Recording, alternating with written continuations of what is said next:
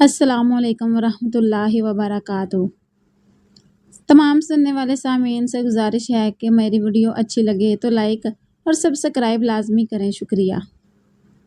میرے والد گاؤں میں ہی پیدا ہوئے اور وہیں پلے بڑھے، پھر انہوں نے شہر جانے کا فیصلہ کر لیا، وہاں جا کر اپنا کاروبار شروع کیا۔ شادی بھی انہوں نے شہر میں ہی کی۔ ہم 3 بہن بھائی تھے۔ ہماری پیدائش کے بعد امی کافی بیمار رہنے لگی اور ایک دن ایسا آیا کہ وہ اپنے حال کے حقیقی سے جا ملی۔ والدہ صاحبہ کے انتقال کے بعد ہم تینوں بچے اکیلے ہو گئے۔ تعلیم کی وجہ سے والد صاحب ہم کو گاؤں میں نہیں رکھنا چاہتے تھے اور شہر میں ماں کے بغیر نہیں رہ سکتے تھے۔ تبھی دوستوں اور رشتہ داروں نے انہیں دوسری شادی کا مشورہ دیا۔ میرے والد دوسری شادی نہ کرنا چاہتے تھے، میری والدہ سے بہت محبت کرتے تھے۔ شریک حیات کی جدائی کے صدمے نے ان کو آدھا کر دیا تھا۔ ڈاکٹر نے ان کو مکمل آرام کی ہدایت کر رکھی تھی، لیکن ان پر کاروبار کا بھی بوجھ تھا۔ وہ پل بھر کو آرام نہ کر سکتے تھے۔ بہت تلاش کے بعد گھر سنبھالنے کے لیے ہمیں ایک اچھی عورت مل گئی۔ وہ بنگالن تھی جو روزگار کی تلاش میں ہمارے وطن آ گئی تھی۔ اس کا نام سنین تھا۔ ہم اس کو آپا جی کہتے تھے۔ ان کے آ جانے سے ہم کو کافی سکون ملا۔ ہمیں وقت پر کھانا ملنے لگا اور وقت پر اسکول جانے لگے۔ غرض انہوں نے گھر کے نظام کو اچھی طرح سنبھال لیا۔ نوکروں پر بھی نظر رکھتی تھی۔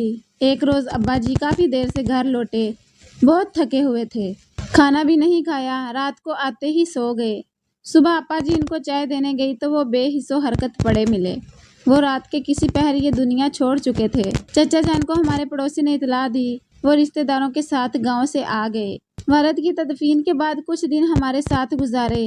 والد صاحب کے کاروباری امور دیکھے اور ہم کو لے کر گاؤں چلے آئے۔ یہاں آ کر پتہ چلا کہ زندگی کیا ہوتی ہے۔ والد صاحب کا گھر تو ہمارے لیے جنت سے کم نہیں تھا۔ چچی سخت مزاج خاتون تھی۔ انہوں نے دوسرے روز ہی ہم دونوں بہنوں کو کام پر لگا دیا۔ ہمارے سفید اور ملائم ہاتھ گوبر سے بدنما اور بدبودار ہو گئے۔ اب ہم سارا دن ننگے سر ننگے پیر کام کرتے۔ ذرا استانے بیٹھ جاتے تو چاچی کپاس کی سوکھی ٹہنی سے ہماری خوب پٹائی کرتی۔ میری چھوٹی بہن تو اس قدر خوف زدہ رہنے لگی کہ چاچی اس کی طرف نظر بھی کرتی تو وہ کانپنے لگتی۔ اس عورت سے میری معصوم بہن بہت ڈرتی تھی۔ جب وہ جانوروں کے لیے چارہ اٹھانے جاتی، اس کے پیروں میں کانٹے چبھ جاتے۔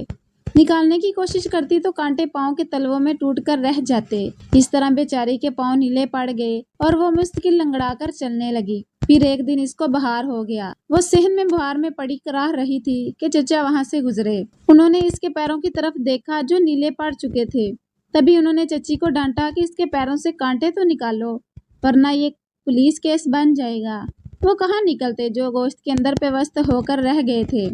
چچا گاؤں کے ایک نیم حکیم کو لائے۔ کانٹے نکالنے کا کام اسی کے سپرد ہوا۔ جب میری معصوم بہن کے تلووں سے کانٹے نکالے جا رہے تھے تو اس کی چیخیں آسمان تک بلند ہو رہی تھی۔ اس کے پاؤں لہو لہان ہو گئے اور وہ شدید تکلیف میں تڑپتی رہی۔ 2 دن بعد تکلیف کی شدت سے چل بسی۔ اب میں اور بھائی باقی رہ گئے۔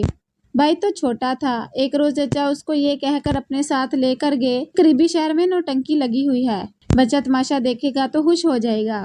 دوسرے روز لوٹے تو اکیلے تھے۔ میں نے پوچھا چاچا جی گڈو کدھر ہے؟ بولے نوٹنکی کی بھیڑ میں میرا ہاتھ چھوڑ کر چل رہا تھا، کہیں ادھر ادھر ہو گیا۔ میں نے کافی تلاش کیا، نہ ملا۔ تھانے میں رپٹ کروا آیا ہوں، پولیس تلاش کر لے گی، کہیں نہ کہیں مل جائے گا۔ تب میں بہت روئی۔ بہن بھی مجھے چھوڑ گئی تھی اور اب میرا بھائی اس کو چچا نے نہ جانے کہاں گم کر دیا تھا۔ اب میرا دنیا میں کون تھا؟ 15 برس کی ہوئی تو مجھ کو باتیں سمجھ میں آنے لگی۔ گاؤں کی 1-2 ہمدرد بڑی بوڑھیاں کہتی تھی کہ تیرے چچا نے جائیداد کی خاطر گڈو کو کہیں غائب کر دیا ہے۔ اب جائیداد کی وارث ایک میں ہی بچی تھی۔ ایک روز چچا نے میرے سامنے کچھ کاغذات رکھے کہ ان پر دستخط کر دو۔ میری کیا مجال کے انکار کرتی۔ اس کے 6 ماہ بعد پتا چلا کہ 10,000 کے عوض وہ میری شادی کسی پکی عمر کے آدمی سے کر رہے ہیں۔ میں نے سوچا کہ یہاں رکنا نہیں چاہیے ورنہ چچا واقعی شادی کے نام پر بوڑھے کے حوالے کر دے گا۔ تبھی میں نے گھر سے نکل بھاگنے کی سوچ لی۔ رات کو جب سب گھر والے سو گئے تو میں نے چچی کے زیورات میں سے ماں کے کچھ زیورات اٹھائے اور سر پر پگڑی باندھ لی تاکہ لڑکی کے روپ میں دیکھ کر پولیس والے مجھے نہ پکڑیں۔ وہ چچا کے حوالے کر دیتے تو میرا کیا حشر ہوگا۔ زیورات کی پوٹلی میں نے کمر سے باندھی اور بس میں سوار ہوئی۔ یہ آخری بس رات 10:30 بجے گاؤں سے روانہ ہوئی تھی۔ صبح 4 بجے لاہور پہنچی، مگر میں لاہور سے پہلے ایک چھوٹے سے قصبے میں اتر گئی۔ اب دن کا اجالا پھیلنے لگا تھا۔ سوچنے لگی لڑکے کا روپ دھارے رہوں یا لڑکی بن جاؤں۔ कश्मकश में एक सराय के पास पहुंच गई। तमाम रात जागने से मेरी आंखें नींद से बोझल हो रही थी। सराय के मालिक के पास गई। उसने कहा कि मैं मुसाफिर हूँ, रहने के लिए जगह चाहिए, थोड़ी देर आराम करके लाहौर चली जाऊंगी। दरअसल मुझे पता नहीं था कि कहाँ जाना है। मैंने बस के मुसाफिरों से सुना था कि आगे लाहौर आने वाला है। ये खबर ना थी कि शहर लाहौर कितनी दूर है। जिंदगी का तन्हा ये पहला सफर था और रास्तों से भी वाकिफ ना थी। सराय वाले ने आवाज से पहचान लिया कि मैं लड़की हूँ। वो शक में पड़ गया, लेकिन मुझे इसने कुछ नहीं कहा। अलबत्ता एक कमरे में ले गया और कहने लगा कि हमारी सराय में लैदा कमरे नहीं हैं, ये मेरा कमरा है, तुम यहाँ आराम कर लो। उसने मुझे नाश्ता भिजवाया। थोड़ा सा नाश्ता करने के बाद मैंने कमरे का दरवाजा अंदर से बंद किया और चारपाई पर लेट गई। लेटते ही नींद आ गई। आँख खुली तो शाम के 4 बज रहे थे। मैं घबरा गई। नींद पूरी हो चुकी थी और मुझे पूरी तरह होश आ चुका था। सोचा अब क्या करूं, कहाँ जाऊं। अभी इन्हीं सोचों में गुम थी कि किसी ने दरवाजा खटखटाया। ये सराय का मालिक था। कह रहा था, लड़के अब उठो भी, क्या सारी उम्र की नींद पूरी करोगे। मैंने डरते डरते दरवाजा खोला। दस्तक सुनकर घबराहट में पगड़ी को जल्दी जल्दी सर की गिर्द लपेटा था। बालों को सही तरह से पगड़ी में ढांप न सकी थी। सराय का मालिक इतने में अंदर आ गया। कहने लगा, इस तरह खुद को छुपाने का कोई फायदा नहीं। अब तुम किसी मुसीबत में गिरफ्तार हो तो बताओ, मैं तुम्हारी मदद करूंगा। तसल्ली के 2 बोल सुनकर मैं रोने लगी। थोड़ी बहुत बात सुनाई।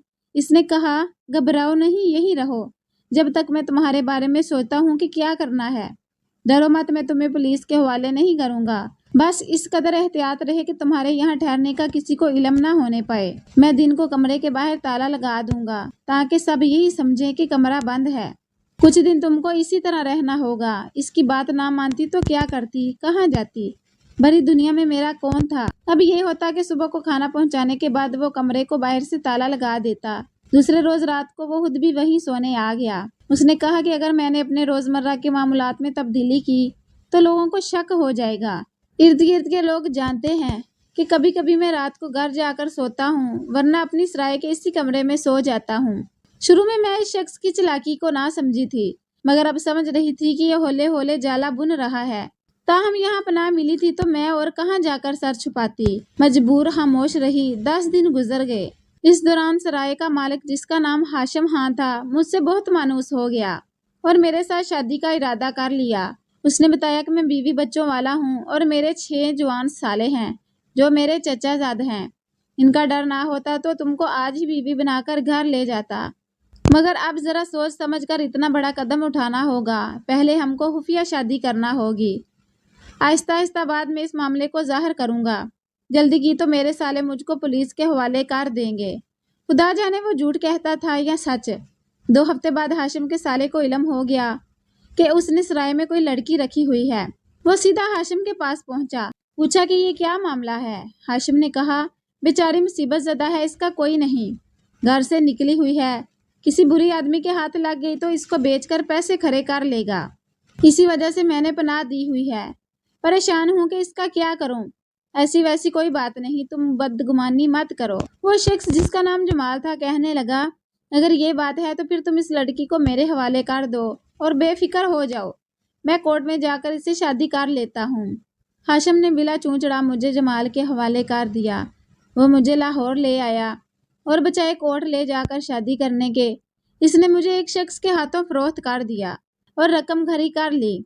वो शख्स भी कुछ भला मांस नहीं लगता था, लेकिन मुझे रोता देखकर जाने कैसे इसके दिल की काया पलटी कि किसी बुरी जगह ले जाने की बजाय वो मुझे अपने घर ले गया, जहाँ इसकी बूढ़ी माँ और एक 9 साल की बच्ची थी, जबकि इसकी बीवी मर चुकी थी। उसने माँ से कहा, अम्मा, ये लड़की मुसीबत ज़दा है, घर का रास्ता भूल गई है, मुझे इत्तेफाक से मिल गई थी। तू हर वक्त कहती थी ना कि घर बसा ले, शादी कर ले, मैं कब तक जिंदा रहूंगी। तो अब अच्छी तरह इस भोली बटकी को परख ले। तुझे अच्छी लगे तो मेरी इसके साथ शादी करा दे, तुझे बहू मिल जाएगी और मेरी बेटी को एक हम जोली। माँ बोली, अच्छा, पहले चंद दिन इसके रंग ढंग तो देख लूं। वो मुझे बुरा नहीं लगता था। इसके बर्ताव में तहजीब और बातचीत में रख रखाव था। उसकी बेटी तो 2-4 रोज में ही मुझसे मानूस हो गई। मुझे माँ के हवाले करके वो उसी शाम घर से चला गया था। 15 रोज बाद आया तो इसके घर की हालत बदल चुकी थी। मैंने घर को संभाल लिया था। अम्मा का ख्याल रखती, उनको वक्त पर खाना पका कर देती, कपड़े धोकर दोनों दादी पोती को पहनाती, इनको नहाने को कहती और हर चीज़ को मैंने उजाला कर दिया। سہیل نے گھر میں قدم رکھا تو اس کو اپنا گھر بنا سنورا ہوا ملا۔ وہ 32 برس کا صحت مند نوجوان تھا، اپنی ماں کا تابع دار اور بیٹی سے پیار کرنے والا، اچھا کماتا تھا۔ کیا کام کرتا تھا مجھے نہیں معلوم، بہرحال اس کی ماں نے مجھے بہو بنانے کا فیصلہ کر لیا تھا۔ یوں میں بھولی بھٹکی در در کی ٹھوکریں کھانے سے بچ گئی۔ اگر چچا کی طرف سے ڈر نہ ہوتا کہ وہ مجھے بھی میری بہن اور بھائی کی طرح ٹھکانے لگا دے گا تو وہاں بھی سارے ظلم سہ لیتی، گھر سے نہ نکلتی، مگر میرے مرحوم باپ کی جائیداد اور روپیہ پیسہ میری جان کے دشمن بن چکے تھے۔ عجیب بات کہ دنیا میں رشتے کبھی رحمت اور کبھی قاتل کا روپ دھار لیتے ہیں۔ کوئی چچا تایا ایسے ہوتے ہیں جو وراثت کی خاطر خون کے پیاسے رہتے ہیں۔ میں نے چچی اور چچا کی نیت کو بھانپ لیا تھا، تبھی خوف سے گھر چھوڑ دیا تھا۔ آگے بھی میرا حال کچھ اچھا ہونے والا نہیں تھا، لیکن خدا کو مجھ پر رحم آ گیا۔ برے حالات سے دوچار ہونے کے بعد اس کے کرم سے سہیل کے پاس پہنچ گئی، جس نے مجھ سے شادی کر کے مجھے اپنی عزت بنا لیا۔ اس نے میرے گزرے دنوں سے کوئی واسطہ نہ رکھا اور اپنی آئندہ زندگی کو پرسکون بنانے میں لگا رہا، اور مجھے پرسکون زندگی مضبوط سہارا اور پناہ مل گئی۔ مجھے خود کسی کے پیار کی ضرورت تھی، لہٰذا جلد ہی ان کے ماحول میں ڈھل گئی۔ وقت ہر زخم کو بھر دیتا ہے۔ شادی کے 3 سال بعد جب میرا پہلا بیٹا اور اس کے بعد 2 بیٹیاں ہو گئی تو میرے زخم بھی رفتہ رفتہ بھرنے لگے۔ فریال بہت ہی پیاری بچی تھی۔ اس نے میرے بچوں کو سنبھالا، ان سے پیار کرتی اور ان کے ساتھ کھیل کود کر خوش ہوتی جیسے اس کو کھلونے مل گئے ہوں۔ دیکھتے دیکھتے وہ بڑی ہو گئی اور ہمیں اس کی شادی کی فکر ہوئی۔ تبھی میری ساس نے اپنے ایک رشتہ دار کے لڑکے سے اس کی شادی کر دی۔ اس کے چند ماہ بعد وہ بھی اللہ کو پیاری ہو گئی۔ اس دنیا سے جانے سے پہلے اللہ تعالیٰ کا شکر ادا کرتی تھی کہ ان کی سب مرادیں بھر آئی۔ ان کی یتیم پوتی فریال کی شادی ہو گئی اور بیٹے کو پھر سے آباد اور بچوں میں نہال دیکھ لیا۔ وہ مجھے دعائیں دیتی ہوئی جہاں سے رخصت ہوئی تھی کہ میں ان کے آخری دنوں میں جب وہ بیمار تھی بہت ان کی خدمت کی تھی۔ سوچتی ہوں کہ ان کی دعائیں ہیں جو آج میرے پاس دنیا کی ہر خوشی موجود ہے اور میرا گھر رکشے جنت ہے۔